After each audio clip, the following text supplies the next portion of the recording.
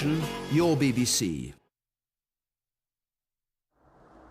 What are the most important issues, election issues where you live? Now on BBC One, voters get their chance to grill leading politicians as polling day approaches. Travel, expenses, just adds up.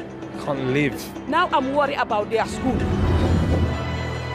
Negotiations on Brexit that really safeguard the economy. Housing, yeah, is a major issue. I want to live at home with my parents. Not enough funding for the NHS.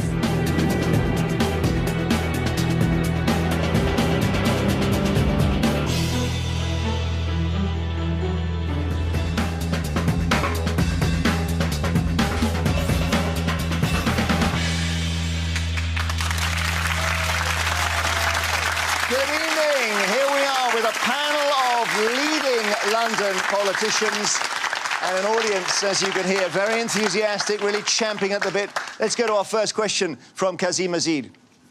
Hi there. Unfortunately, over the last few weeks and months, we've seen some truly disgusting attacks occurring both in London and also in Manchester, which is where I'm originally from. This has unfortunately left myself feeling very scared, and I'm sure many other individuals in the audience scared about the prospect of further attacks taking place.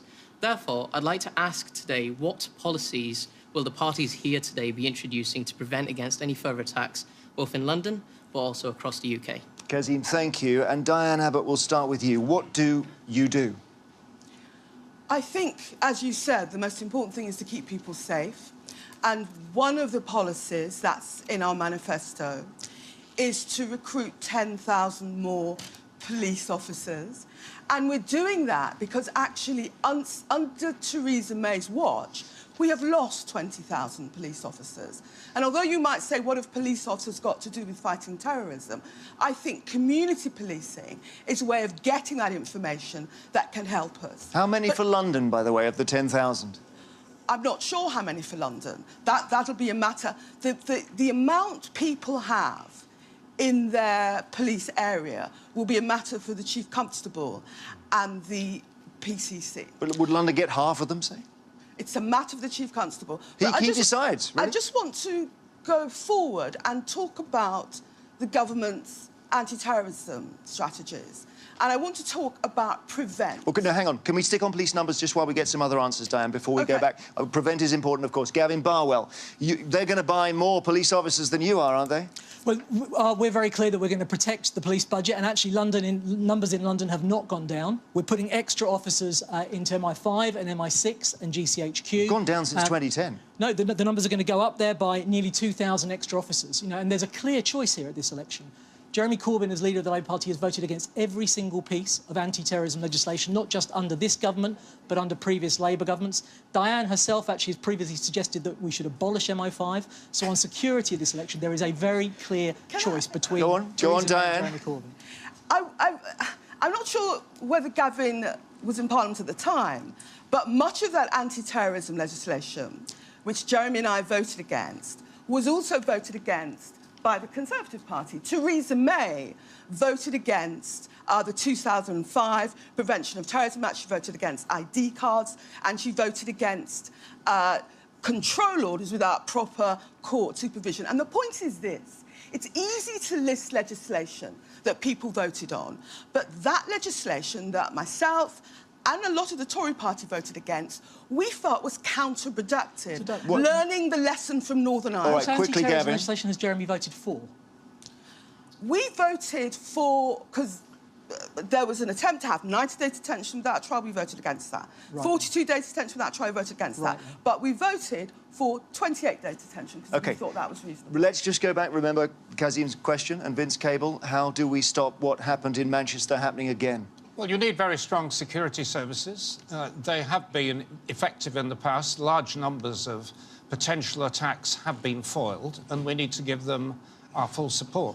It's worth remembering that the former head of MI6, SIS, John Soares, and the head of MI5, John Evans, warned before these outrages the risk, if we left Europe, of the breakup of the sharing of intelligence with other European countries, because this is not just a British phenomenon. OK, Peter Whittle now looks quite furious. So we have to have that degree of cooperation. You know full well that that kind of intelligence is always shared as a matter of course anyway. It's nothing to do with Brexit. I think to add Brexit into this is really distasteful. Well, I brought it in because the two retiring heads, and they were there when I was a member of the Cabinet, went out of their way to warn. And we should be listening to this. This is outrageous. Sean Berry. The question was, you know, how do we stop people feeling scared of more attacks coming? And when you see things like what happened in Manchester, when you hear about what happened in Westminster, all of us travelling on the tube every day, it is really hard not to feel scared. We need to make sure people feel reassured that everything is being done. And what I think is that the police need more resources, but it's really important where those resources go. Police have been warning about cutbacks to community policing. They say specifically that the best intelligence comes from communities, not from things like blanket surveillance, but from police firmly rooted in communities who can be called upon when people seem to be starting to go wrong. And the prevent strategy doesn't currently do bring that. Kazim back, doesn't give resources to the police. OK, Kazim, you asked the question. Do you find any of this convincing? I would just like to talk about police numbers for a second. I mean, I'm no expert on this. It's not my field of work. But the two police constables or commissioners came out after the wake of the Manchester attack and said that this was not responsible due to a lack of resources. So I think it's incorrect to push a political message over the misery of other people. I don't think that's correct. There are 32,000 police officers in London, and down from a high in 2010 of about 33,000. But the numbers doing community policing, they have dropped. We've seen cutbacks from where we used to have 3 officers and 3 PCSOs in every single council ward. Up until recently, the mayor's now doubled it, but we only had 1. And I'm a local councillor, and I know the lack of contact there was. The police officer that we had was changing every 6 months. So can you answer this? With the community. So the police numbers in London have held up, and over the course of 2015 to 2020, the comprehensive spending review protects police funding. Actually, Labour's position in the run-up to that spending review, Andy Burnham was arguing for a 10% reduction in the police budget. So it is very important that we retain police resources. You need more than that. We need 20. Into our security services. We have budgeted for 20,000 policemen. You might like to write these figures down, Diane. That will cost about 1.3 billion, which we've costed. Right, but it's not just about that. It's about 23,000 jihadists now in Britain who've either been under surveillance now or in the past. What has to happen is people are amazed that, for example, the attacker in Manchester can go out of the country and then come back in and have an attack. There is obviously a lack of will. We've got to have a proper border force. We would have 4,000 more people in the border force. I don't know whether it's 23,000, but there's certainly talks of 500 active investigations, 6,000 people who should be on a list. What do you think, Madam, about how you deal with those people? I mean, I want to know when we're going to stop selling arms to Saudi Arabia and stop exporting terrorism all around the world. I think that's our biggest issue here. I mean, President Trump is curtsying to the Saudis and making an absolute fool of himself, and we're America's biggest allies. They're laughing at us. OK. This gentleman here with the beard, just in the second row back. You say what you think should be done. Remember, we're talking about wider measures to stop terrorism that go beyond police numbers, which we discussed. Well, I mean, going beyond police numbers, I mean, the point is about this bomber, he was a Libyan. I'm of Libyan heritage as well. And I can tell you that a real problem is to do with foreign policy. Libya in 2011, when essentially there was a bombing campaign to get rid of Gaddafi. What happened was it was great in one sense, Gaddafi is removed, but then it left a chaotic country, and then you had thereafter basically ISIS growing up, certain kinds of jihadi groups. Basically the whole country was left in tatters, and that was due to the Conservative Party. Well, the Conservative government was the one that left this mess. Gavin Barwell, does your party accept that some of the things that were done, the bombing campaign in Libya, for example, may be in the background, may be to blame? So I think that these foreign policy questions do pose real difficulties, because we intervened in Libya because Gaddafi was about to murder thousands of innocent civilians. And I think the same issue we have in Syria now, we see what the Assad regime is doing, and we've stood by and allowed it to happen. Let him answer. But there is a real challenge about what you then do to reconstruct afterwards, and I would absolutely accept the point the gentleman is making, that we've not Diane done a Abbott, good job on that. Jeremy Corbyn was making this point the other day, and... What Jeremy Corbyn didn't acknowledge is that if you take Afghanistan, if we'd not intervened at all there, we would have allowed a terrorist organisation free space. And Diane we can't Abbott. do that. First of all, let me say, the way that you don't make people feel safer is by stigmatising entire communities. That is not the way.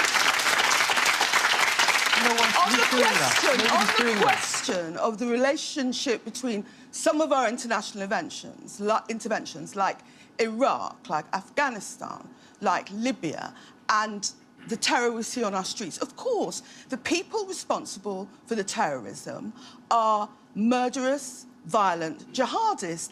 But there is no question that the war in Iraq, the intervention in Libya, left that region a more unstable place and literally left failed states in which jihadis can organise. And I'm not saying this.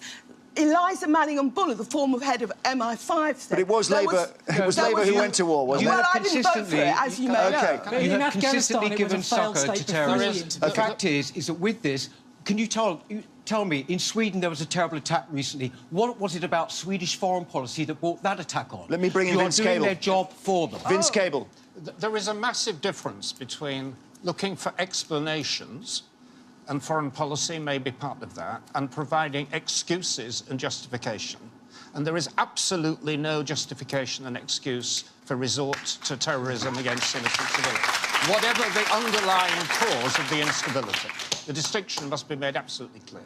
OK, so you don't think about the wars in the background here? That's not the issue? Well, indeed. It's just a policing matter. Against the Iraq war, and one of the reasons I did so was because of the warnings we were given was that it would stir up instability and promote terrorism. People like Boris Johnson have acknowledged that publicly. Sian Berry, to what extent do you say it wasn't just that person, it was something else going on behind them? I mean, I think we're fighting something that's really terrifying. It's like a fire, so we have to be removing the fuel from the fire. And I think, you know, there's no question that the flames, that we need to be investigating and condemning the people who do the crimes. But the region is a mess, and we have to take our responsibility for the mess that we cause. You know, like Jeremy Corbyn, like Vince, it was on Stop the War marches, and it's one of the key things that we put into all our leaflets right back in 2003. If you do this, you'll create instability in the region, it'll create room for jihadists, and that's what's happened. But I have to... Look, when you talk about this, it is actually excusing them in a way, even though it's done very nicely. These people, these jihadists, right, and the people in ISIS, what they do, they throw guys like me, gay guys like me, off of buildings. What's that got to do with foreign policy? What has it got to do with the way that they treat women? Nothing. All right, I want to move on to another subject, please. And we'll move on to housing if we can. I know that's quite a big jump from what we've just been discussing. But Charlie Crossfield, you've got a question. Thanks, Jeremy. I'm currently spending a large amount of my income on rent. I'd really like to purchase property in London, and I'm trying to save for deposits, but buying always seems out of reach. What would your government do to help people like me get on the property ladder? What's your job, Charlie? I'm a management consultant. So and what sort of age are you, can I ask? I'm 25. To a 25-year-old management consultant, and you can't see yourself ever buying a house? Eventually, yes, but I think prices at the moment in London are so high that it's hard to consider. Well, we've got the Minister of Housing here. He might never buy a house. So, Charlie, I wake up every day thinking about what I can do to help people like you in London. This problem... Why does that get a laugh? I don't know. This problem has been 30 or 40 years in the making. Governments of both colours have not built enough homes, and that's what's fundamentally made housing less affordable. So there is a long-term solution, which is to build the homes that we desperately need, homes of all kinds. And our manifesto has a higher house-building target than the Labour manifesto has. You have been in power for quite a while. We have, and Boris Johnson was mayor as well, and then people say... Jeremy, it's really important to be honest about this. So we inherited a house-building level across the country of about 130,000 a year, and we've got it up to about 190,000 a year. So we've made progress, but I absolutely accept it is not good enough, and we need to do better. And in London? And likewise in London, the figures are up, but they're not good enough, and they need to be higher. So the long-term solution, Charlie, is to build the homes that are desperately needed, but in the short term, we need to help people right now. So banning letting agents from charging upfront fees to tenants to help people like you in the private rented sector, starter homes, shared ownership, schemes like that can help, the Help to Buy scheme in London that can help people get on the ladder. It is a huge task that we have to make up for this failure over 30 or 40 years. And I can tell you the Prime Minister is personally committed to ensuring that people like you that are working hard, doing the right thing, should have the chance to own your own home. OK, I'm just trying to read Charlie's expression, but I'm not sure whether you feel it's not going to happen or it is. I feel like things like banning letting fees are important, but they're plasters on a bigger issue. I see a lot of very expensive homes being built. I don't see enough affordable homes being built. OK. Vince Cable, you know London well. What needs to happen to allow a 20-something to buy a house? It doesn't sound like that big a problem, does it? Well, you need a massive increase in supply. That's a fundamental problem. I think in the past we've relied too heavily on the private sector to do this alone, and they will only build if rents and house prices are going up. So you do need the public sector to be more engaged. We need councils to be building houses again for rent and sale. And to do that, they need to have more freedom to borrow. We're in a ridiculous situation in the country at the moment where councils can borrow money to invest in commercial property speculation in other parts of the country, but they're not allowed to borrow to build houses. Completely insane. I think, and again, you were in power. I mean, with great respect, you and indeed. They were both, when you had that was your chance to do it. Indeed, and we should have done a great deal more. I accept that.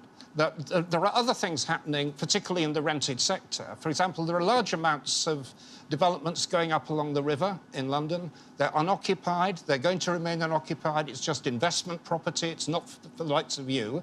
And we've got to have some kind of control on that by having a penal council tax on properties that are not used, and equally stopping letting agents from advertising overseas before they can advertise in the UK. Diana, but how is it... abuse of the market. How is it that we've got a situation where a flat is built and someone in Singapore buys it, they have no intention of living in it at all, it's simply an investment vehicle, they're not even going to let it out? How does that happen?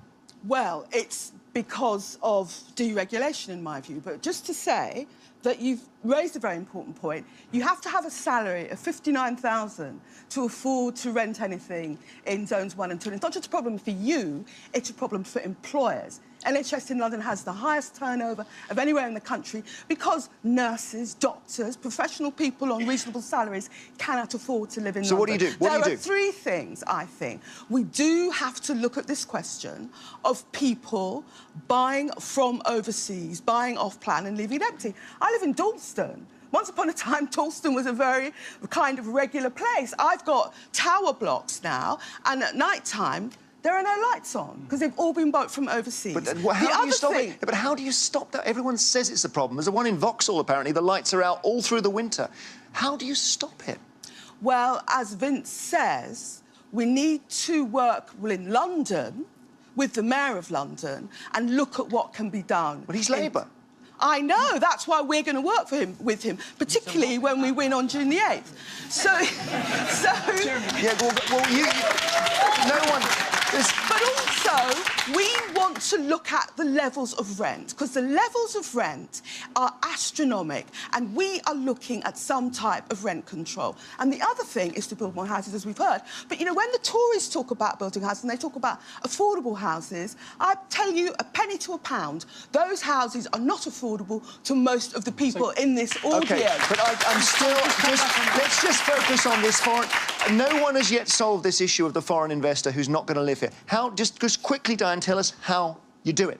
How you stop a Russian buying a flat in London and he's not going to actually live in it? Well, first of all, you have to work with developers to stop them. Some developers advertise these places overseas and have sold them all off-plan. They need to offer them to people in London first. Right. Sian Berry, what do you think?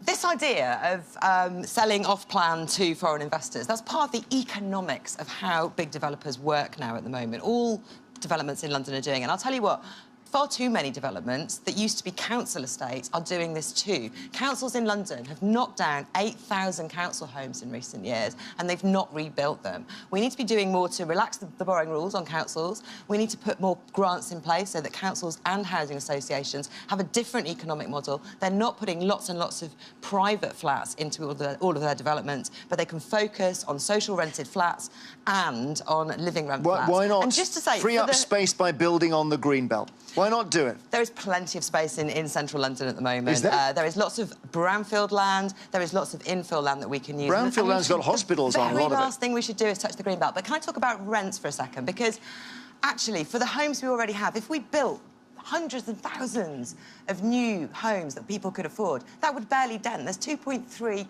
million private renters. I'm one of them in London. Until recently, I really struggled to pay my rent as well. And the only thing that's really going to help the existing people in London to pay their rent and save up for a deposit is the power to do rent controls. And the mayor needs that power. The government's not allowing him to have that power. I'm not even sure that Sadiq Khan's tried that hard to get it, but it's absolutely vital. Let me go back to the audience here. And in the front row, you've been waiting patiently to ask or say something about housing. So despite everything that's been said by the five of you, I still don't believe that I could buy a house in London. And I don't think this could happen now, in the next 5 years or in the next 10 years. Can I ask how old you are? I'm 23. 23 and working as? A customer advisor. Customer I graduated advisor. last year, so I do have all that debt as well. All right. Well, taking the average 23-year-old customer advisor, who thinks that that person, you or somebody like you, will never be able to buy a house in London? Who thinks that they will... Don't look round. It's not everybody. Some people think that you will. Anyone want to say why you think she will? Yes, at the back. Yeah. Gentleman with the beard there. Sorry. Yeah. You think yes or no? No, she won't be able to. She won't be able to. OK. OK, this gentleman right in the far corner here. You do? Right. I think, I mean, obviously, as politicians, and, you know, I've been listening to this debate for a long. I mean, as a politician, what are you going to do to make sure young individuals are going to afford properties? Because you can sit there and talk and talk and talk. Labour's done the same thing. Liberal Democrats done the same thing as well. We've got high rents, high mortgages. What are you going to do about the properties? All right, let me go back. Just before you answer, sorry, I want to just take some more comments from the audience. You've had your hand up for most of the programme, sir. There we go. This gentleman here, we're with a tie. Always impressed with a tie. Thanks, Jeremy. Just for the information given, your mayor, Boris Johnson, when he's on power, London's houses affordability, in terms of affordability, do you know what's the percentage of houses being made as affordable? It's only 13%. So it's completely a gimmick to hear Tories, they are in it for everybody else. All right. Well, yes, the affordable housing isn't affordable. That's the charge. So this term affordable housing is used to mean different things. So it's used by housing professionals to mean council or housing association homes. So if we're talking about that, we've just given Sadiq, the mayor, £3.15 billion. And he himself says, you can go and look it up, that is the largest amount of money London has ever had for that kind of housing. But Charlie's question was a different, the gentleman at the back's question was a different one, which is how do we make housing in general for private rent, for people to buy, more affordable? And the only answer to that, ultimately, is to build enough homes so that supply keeps up with demand. And that is why, that is the crucial question. And as I said, if you compare our manifesto, you can go away tonight and have a look, with Labour's manifesto, we are offering a higher level of house building than Jeremy Corbyn. OK, Charlie, could you pick between these answerers, or is it just very, very bleak? I find it quite difficult. And also, speaking on behalf of a few of my friends, having seen house prices rise so much above earnings growth rates over the last many years, a lot of my friends are concerned about buying now for fear of a crash and going to negative equity. So even the ones that can afford it, they're scared to go into the market because of the situation. OK, Charlie, thank you. That's a good starter on housing. We may never get to the end of housing.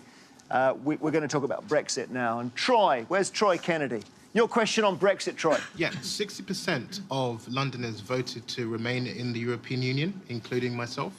And many of us feel forgotten about. So what would your party do to ensure that London's interests are being considered in the upcoming Brexit negotiations? So Britain is Brexit, London is Remain. Vince Cable, what needs to happen? Well, I think we have to start by saying that the hard, extreme kind of UKIP style of Brexit, which the government is committed to, taking us out of the single market, the customs union, is potentially enormously damaging, and we must try to stop that. It's particularly damaging for London for a whole host of reasons. The financial services industry, which is fundamental here, provides the tax base of the city, is going to migrate out because they don't have single-mark passporting rights. We have these wonderful universities and research centres that are going to lose their European money. We're going to lose access to the European Investment Bank that's fund all the big public transport infrastructure. We've got, I think, a quarter of all the top 250 companies in the world are headquartered here specifically because they see Britain as a gateway to Europe. And if we have a serious disruption of our trade, particularly the breaking up of the customs union, a lot of those companies are going to go. So the impact on London is massive. But isn't that the argument you lost last year? No, we haven't lost the argument. The referendum has happened. The vote's taken place. It's gone. There are different ways of leaving the European Union. You can do it in the hard, extreme way that this government has chosen. We didn't have to leave the single market. We don't have to leave the customs union. We don't have to break up all the collaborative relationships around research, which is what will happen if we have a bad deal or we have no deal, which Theresa May is committed to. And we must try to avoid that. Peter Whittle, you want a hard Brexit. You want to be out tomorrow, don't you, basically? No. This thing about hard Brexit, soft Brexit, now it's become extreme Brexit and it's become UKIP Brexit. There is just Brexit. And when people voted last year, they knew what they were voting for. The assumption behind all of my colleagues here all voted to remain, right? I'm the only one who voted for Brexit, is that basically people were too stupid when they were given the choice. And the fact is, I don't think people are stupid. They were told very clearly it means leaving the single market. It means an end to free movement. That is the reason that people mostly voted for it in the country. I admit in London, it was 60%, but there were 40% of Londoners who still voted to leave. All that Vince is doing is like, this is like Project Fear 3.0. This is replaying the whole thing. Yes, lots of people want to talk about this. The gentleman here wearing the glasses, if you don't mind me saying so. I'm sorry, but there were numerous different people from different parties who were backing Brexit, who were coming out with different things. So you can't say that people knew exactly what Brexit was about. Because I know it was the same Conservative minister actually said that if we left the European Union, that we would stay in the single market. There was so many different bits of information that no one knew. Thank you. Anyone here think that you voted out but thinking we could stay in the single market? Is there...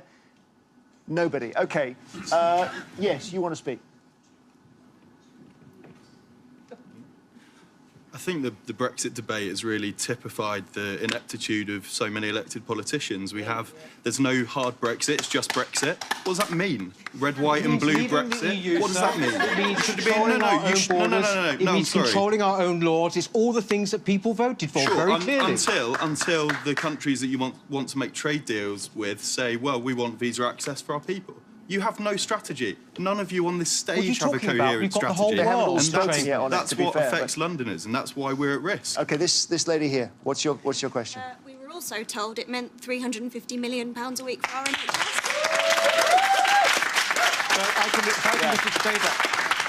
We thought that was wrong. That was the Tory campaign. That was the Tory campaign, vote leave, put that on the bus. That was never right. That was never right. Our figure was, in UKIP, was 250 million, which is actually the correct amount, no one disputes. That was the Tory campaign, vote leave, and they were wrong. OK, gosh, you didn't go and lie down in front of that bus with the 350 million on, did you? No, wait a minute. Nigel was very clear, Nigel Farage at the time, that this was an incorrect figure. The day after, yeah. OK, Gavin Barwick, you were Remain, were you? I was. Right, and aren't you a bit embarrassed now to be part of this pro-Brexit government? No, because I said very clearly before the referendum that I would respect the result. But I don't think anyone's actually answered Troy's question. So he was saying that he was a Remain voter and he's feeling ignored, essentially. So I hope you don't feel like that. I think what's really important now is that we respect the result and we try and bring the country back together. And that means addressing the things that led people to vote leave, but trying to preserve some of the things that those of us that voted Remain liked about the institution. And where I disagree with Vince, and we were on the same side in the referendum, if you stay in the single market and you stay in the customs union, that isn't Brexit at all. You've still got free movement, you've still got the EU making laws that we wouldn't have a say in, and you can't do any trade deals with any other countries. That's not Brexit. So it's no good as a country if we just spend the whole next year arguing about the referendum that we had last year. We've got to bring the country together and we've got to get the right Brexit deal. Why don't you say to EU nationals who are working in London that they can stay? So why don't you say that? You're the only party not saying it. So we absolutely want them to stay. We have a duty as a government both to look after EU citizens who've been living here and contributing to our great city and to look after British citizens that are in EU countries. But the key choice at this election, these negotiations are going to start, Troy, a few days after the general election. And the question is, who do you want leading those negotiations? Do you want Theresa May or do you want Jeremy Corbyn? That is the key question at this election. OK. Diane Abbott, you, Labour, have conceded that free movement will end. And your party seemed to say it through gritted teeth. Why did you say that? Because... It's not what you believe. No, free movement is a function of being in the EU. If we're not in the EU, free movement ends. But to go back to the question, there are over 1 million EU nationals living in this country, living in London. And the Labour Party does not believe that we should use them as bargaining chips in a negotiation. We believe that we should straight away say that we will secure their position. And it's not just because it's a human rights issue. Those EU nationals are working in our hospitals, they are working in social Anyone care, in this room in that position? They're working in financial services. OK, And then some maybe of them not. have British partners and British children. So that's the first thing we would do. Would you do that, Sian Berry? Absolutely. I mean, I think... You'd guarantee their place? Absolutely. And lose the bargaining chip? I'm ashamed that we haven't got further in nearly a year in terms of negotiations. I mean, Vince is right to list all those things that we might lose. The negotiations are going to be really, really intricate. And yet every time you raise, well, OK, what are we going to do about EU nationals? What are we going to do about science funding? You say that to somebody who's Leave, and all they do is shout back the slogans at you as if you're having the debate again. But actually, we need to be talking much more about the details. I'll tell you who I want negotiating Brexit. I want Caroline Lucas negotiating Brexit. She was an MEP for 10 years. She hasn't got a massive chip on her shoulder, and she can just go out there and actually try and get the best deal for us in Europe. But once we do know what that deal is, I think we need to have a second referendum. Not the same question, a ratification referendum, once we know what the deal is, because it's true. Who's we Brexit didn't know here? what we were voting Thank you, for. Sian. Exactly. Who's Brexit here? Put your hand up if you're Brexit. Let's see. OK, the gentleman in the jacket just at the end of the row. Yeah, I think you're all living in cuckoo land if you think we're going to throw all the EU citizens out when we make the Brexit move. I don't know where you come from. OK. Where do you come from? We're not going to throw them out, Diane. Reassurance. And the government could give them reassurance, and it refuses to do so. No. OK, you anyone live in else, cuckoo anyone land. else We are Brexit not here? throwing anyone out the country. Who voted when we leave. Brexit here? You did, sir? OK, this gentleman here, in the middle with the blue shirt. I voted for Brexit, and I kind of get that we don't have a complete mandate to leave the single market because it was only won by 2%. But the Greens and the Lib Dems talk about having a second referendum. Talk about having a second referendum. You accept that we left the European Union, but then you want to give us the chance to then remain in the European Union. Surely it should just be deal or no deal, or just no referendum, because you've accepted that we've left, but now you just want us to go back. It's a totally different question. The public have voted to leave. We haven't got any understanding yet about what the destination is. Let me just make a simple point. Theresa May has said she wants to crash out of the European Union if they can't get a good deal. They may not get a good deal. Did she use that phrase? In which case we'll have a chaotic situation in which citizenship is not understood, there are no rules by which business can operate, and under those circumstances the British public should have an opportunity to pass a judgment on what has been agreed. OK. Question on a different subject from Margaret Fordham, up here. Margaret, another huge subject. It is, yes. I'm now in my 70s. I've paid my taxes and worked to be able to afford to buy my own home, which is worth over 100,000. I want to leave it to my family, to my son, who's sitting next to me. But if I need care, they might need to sell this house to pay for the care. Is that fair? Is it fair, Gavin Barwell, that Margaret should have to lose the value in her home to pay for care? Okay. So the current position, Margaret, if that happened to you right now, is that your house could be eroded in value down to just £23,000. That could be all that you would be able to give on to your son. And what Theresa May is proposing in her manifesto is two things. First of all, to raise that to £100,000. But secondly, we're also saying that there should be a cap on the total contribution you should be able to make. Well, we're going to consult on Tell us, that. there's an election soon. You've got to tell us before the election. I think it's important to have a proper debate about that and have a consultation. But look, Margaret was asking me a simple question. Yeah. And I agree with you that people should be able to leave a significant proportion of what you've worked hard to build up to wants to get in. You must know what that cap is, because to be able to work all these figures out, you must know what that is. Yet Theresa May was unable or unwilling to say. My concern is that after caring for my mum, and then perhaps eventually she will have to go into care, she could be in care for years, and eventually I'd have to get a mortgage to live in my own home that we've spent years paying off. I live with my mum. And you paid some of the mortgage as well, yes, is that right? Indeed, Yes, for years we yeah, did. he And has. when my father died when I was 23, we were left in loads of debt because he had dementia himself. We clubbed together and we paid for the house, we keep the house going. I'm not saying, oh, great, look at me, how dedicated I am. But what I'm saying is we've got a property there which we've spent years looking after.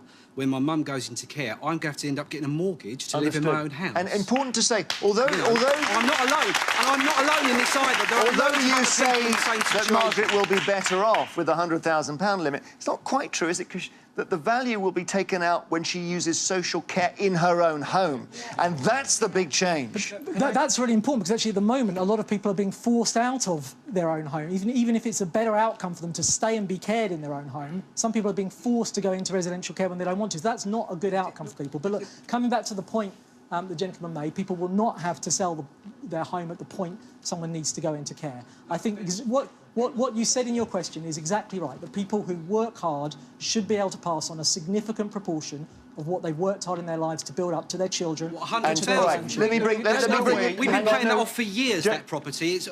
Weren't the Conservatives and other parties encouraging us all to be aspirational and to own our own homes in order for them to take it back from us almost in their entirety when the person dies? Let me bring in some others.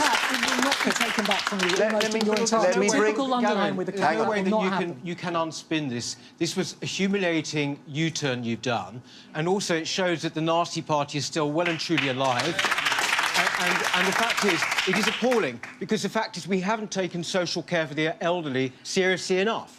What we are talking about in my party is putting 1.2 billion purely into social care. We want to integrate the National Health Service and social care, and put 1.2 into social care, which we will take from the hugely inflated foreign aid budget.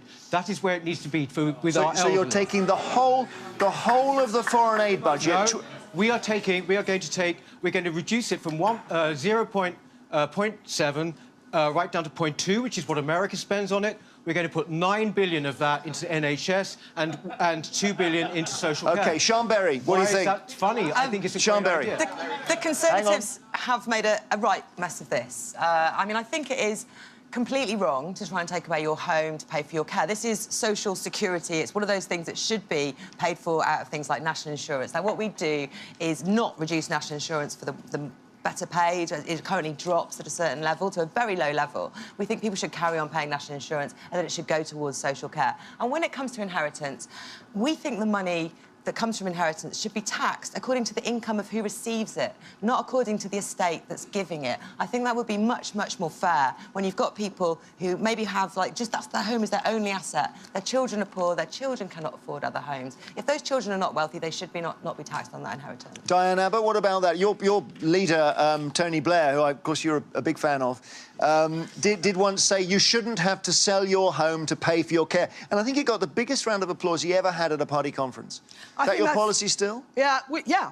I think that's exactly right. And I know people from the inner city who scrimped and saved to buy a house in Gavin's constituency.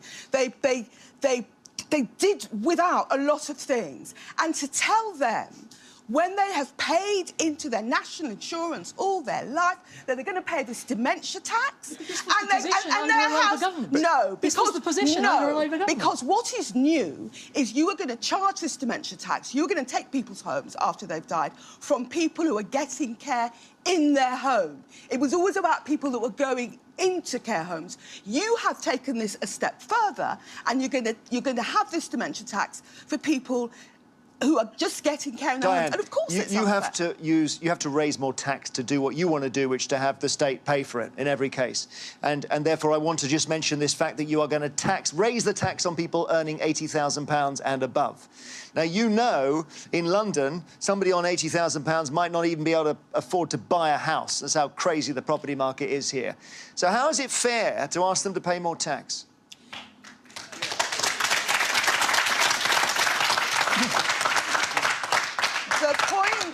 The point about... We're only talking about putting income tax on the top 5%.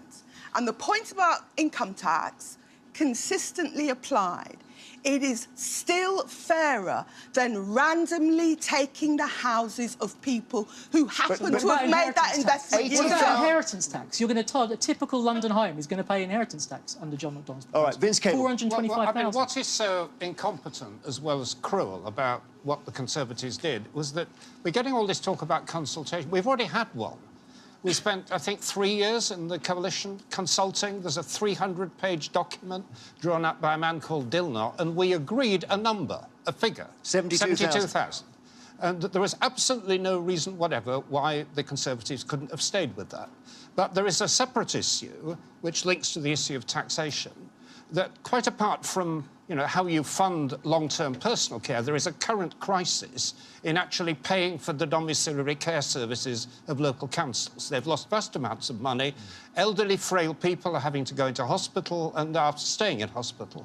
One of the reasons we're arguing that we want ordinary taxpayers to pay a penny in the pound on income tax is partly to support the health service, but partly to support the social care budgets, because you have to look at those two things together. We've got actually in the audience, I think, I don't know if you're retired, Paul, but Paul Saper, Director of... You're not retired yet, even better. And you're Director of Health and Social Care, is that right? Yes, consulting company. I actually was involved with the Royal Commission on Long-Term Care. Well, I think, just to correct it, get the arguments right, it was 14,250 is the actual limit today. Not 23,000, and it was the Liberals and the Conservatives that proposed in the 2014 Act that it should increase to 17,000, if you remember. Do you see a solution? Can you hear a solution today? I think what the Prime Minister did was she said, instead of having 14,250, let's have it 100,000. And she also turned around and said that OK, people who are receiving help in their own homes, perhaps they should actually come out of their resources as well. That's about, that's roughly speaking, £200 a week. You've got to spend a lot of 10,000 before you get it. But the question I ask is, when you're sitting there in government, and you've got responsibilities, and you're looking at the budget for adult social care, what's your priority? You know, is it in this area, or are there other areas of adult social care you prioritise, and how would you pay for it? Thank you. OK, but I want to hear from the audience, I'm afraid, so we'll come back to that maybe. Yes, what would you like to say? Hello, I believe the Conservatives have been consulting with insurance companies for months now in regards to the dementia tax. And what I'd like to say is you've done 27 U-turns since your last manifesto. How dare you expect people to implicitly trust you now? OK, anybody else? Anyone else? There's no obvious... It's not easy, this. There's no obvious solution. Yes, in the tartan shirt. Oh, yes. Hello. I think it's unfair to completely go on the U-turn, because I think surely if you get bad feedback and you then make changes, surely that's a good thing, not a bad thing. The Conservatives are far from being the only party who have done that. All right, who asked the question on this? Just remind me, where was our brilliant original question? Yes, Margaret. Yeah. What do you think? You're worried about your home, right? I am. Yes, I am. And I really feel that, you know, for years we've had to work so hard to keep our home. And for this to happen, it's so disappointing, and I'm so disappointed in the Conservatives. Yeah. I really, really am. Thank you very much. You know what? We're out of time. Thank you, politicians. Thank you, brilliant audience, as well. And, yes, all I should say, really, is that polling takes place on June the 8th. And thank you very much indeed for watching. From all of us here, good night.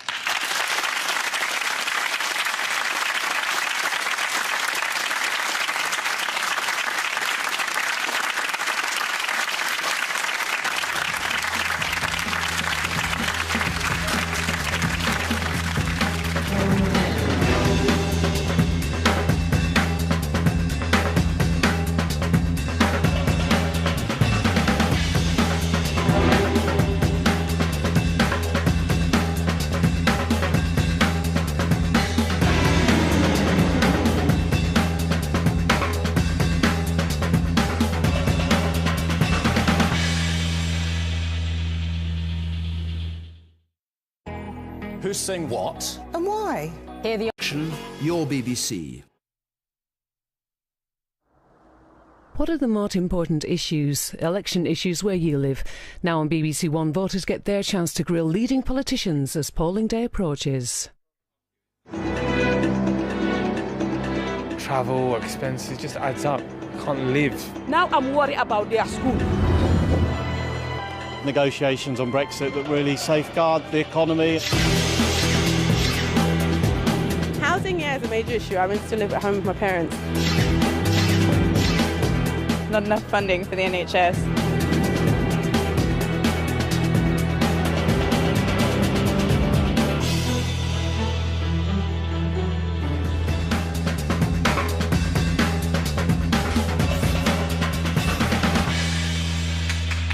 Well, no, hang on. Can we stick on police numbers just while we get some other answers, Diane, before we go back? Prevent is important, of course. Gavin Barwell, they're going to buy more police officers than you are, aren't they? Well, we're very clear that we're going to protect the police budget, and actually numbers in London have not gone down. We're putting extra officers into MI5 and MI6 and GCHQ. Gone down since 2010. No, the numbers are going to go up there by nearly 2,000 extra officers. And there's a clear choice here at this election. Jeremy Corbyn, as leader of the Labour Party, has voted against every single piece of anti-terrorism legislation, not just under this government, but under previous Labour governments. Diane herself actually has previously suggested that we should abolish MI5. So on security of this election, there is a very clear choice between... Go on, Diane. Jeremy Corbyn.